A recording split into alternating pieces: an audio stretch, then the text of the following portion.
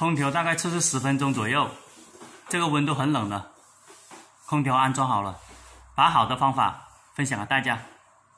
Hello， 大家好，我是家电维修小杨，刚刚来到客户的家里，要给他安装个空调，先看一下。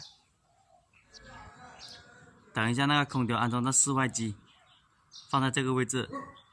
这一台是它的室外机，先用水平尺把它的高度、宽度把它量好，量好了以后再打孔，把这个铁板先固定上去。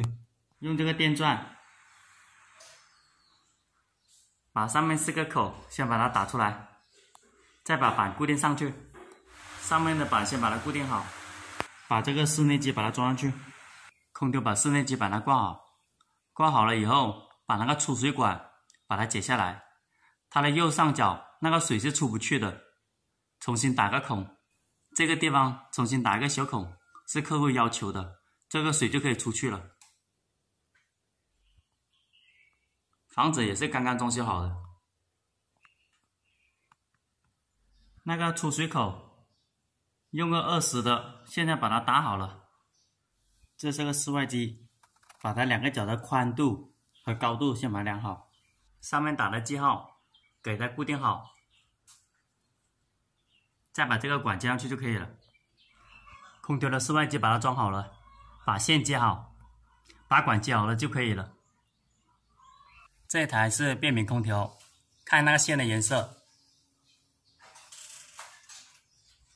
这里有4根线，一根地线，一根火线，一根零线，一根信号线，把这4根线接在上面去，按照它原来接线或者它的颜色接上去就可以了。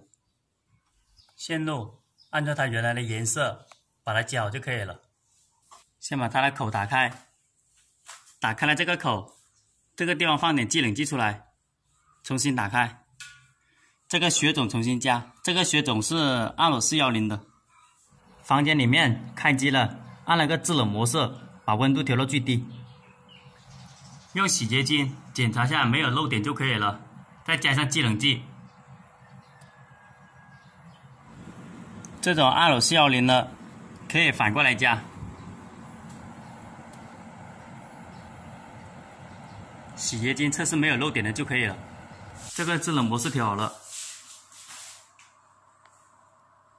空调大概测试10分钟左右，这个温度很冷了，空调安装好了，把好的方法分享给大家。喜欢我视频的朋友点一下关注和转发，谢谢大家。